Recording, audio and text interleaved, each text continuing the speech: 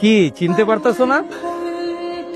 শুনো, আমি ঢাকায় আসার পর মাত্র 10 মিনিট লাগছে তোমার টেলিফোন নাম্বার জোগাড় করতে, আর 5 মিনিট লাগছে তুমি কোথায় আছো এটা জানতে, এবং তারপরে আমি চলে আসছি চিরাং। এখন তুমি বলো চিরাঙে কোথায় শুটিং করতেছো? কই, আমি তো চিটাগাং না, আমি তো মহেশখালীতে শুটিং করি। আমার সাথে চাপাবাজি করো না, ঠিক আছে? আমি সব ইনফরমেশন নিয়েই চিটাঙে আসছি। জাস্ট ওয়েট ফর 3 মিনিটস, দেখো আমি তোমার সামনে হাজির হইতেছি। Wait and see. তুমি আসলে কি চাও বলো তো? আমি একটু তোমার সঙ্গে কথা বলতে চাই। কি বলতে চাও বলো? সেটা আমি তোমার সামনে সামনাসামনি দাঁড়ায় বলতে চাই। সেটা সম্ভব না। শিমু, তোমার সাথে আমার কি কমিটমেন্ট ছিল? আমি বিদেশ যাবো, টাকা রোজগার করবো, তারপরে ফিরে এসে তোমার বিয়ে করবো। আর এখন তুমি আমার চিনোই না, তুমি অনেক বড় স্টার হয়ে গেছো। তাই দেখো, আমি এখানে একটা কাজে আসছি, এখানে তোমার সাথে আলাদাভাবে আমার পক্ষে দেখা করা সম্ভব না। আমি কাজ শেষ করে ঢাকায় যাই, তারপর তোমার সাথে আমি সব বিষয়ে কথা বলবো। ওকে? দেখো শিমু, আমি এখানেই তোমার সাথে কথা বলতে চাই, 5 মিনিটের জন্য হলেও বলতে চাই, সামনাসামনি দাঁড়ায়া। তারপর যদি আমার মনে হয় যে তোমার সাথে আমার জীবনে আর দেখা করার দরকার নাই, I will never disturb you, কিন্তু I must meet you here.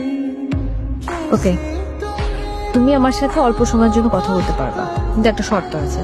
যখন আমার আশেপাশে কোনো লোকজন থাকবে না, তখনই শুধুমাত্র তুমি আমার সামনে আসতে পারবা। যদি আমার আশেপাশের লোকজন থাকার সময় তুমি আসো, বুঝো এইখানে কিন্তু তোমার কেউ চেনে না। আমি যদি চিৎকার করি, তুমি কিন্তু অনেক ঝামেলায় পড়ে যাবে। আর শোনো, আবার প্রচন্ড মাইগ্রেনের পেন হচ্ছে, ঠিক আছে? এখন তোমার সাথে কথা বলতে পারবো না, কথা থাকি। আচ্ছা, তুমি কি আমার কাছ থেকে পালায় থাকতে পারবা? তুমি আমাকে চিনো না, তুমি জেনে যাইতেছো, দেখতেছো না আমি গিয়ে হাজির হইতেছি। দেখো, এখানে আমার শুটিং চলতেছে, আশেপাশে ইউনিটের অনেক লোকজন আছে। তুমি এখন প্লিজ যাও, সিন ক্রিয়েট করো না, আমি তোমার সাথে পরে ফোনে কথা বলবো। ওকে? শিমু, তোমার সাথে আমার কি কমিটমেন্ট ছিল বলো? কথা ছিল না যে আমি লন্ডন থেকে ফিরে আসলে আমরা বিয়ে করবো? আর এখন তুমি স্টার হয়ে গেছো, আমার চিনো না, আমার অ্যাভয়েড করতেছো, কেন এরকম করতেছো? দেখো প্লিজ, তুমি এখান থেকে যাও। হ্যাঁ, আশেপাশে আমার শুটিং চলতেছে, কেউ যদি দেখে, তুমি বুঝতে পারতেছো আমার অবস্থাটা কি হবে। তোমার পুরো ক্যারিয়ারটা এলোমেলো হয়ে যাবে। তুমি তোমার ক্যারিয়ারের কথা বলতেছো, তুমি তো আমার লাইফটাই পুরো এলোমেলো করে দিচ্ছো। প্লিজ তুমি যাও, তোমার সাথে পরে ফোন কথা বলবো। ওকে?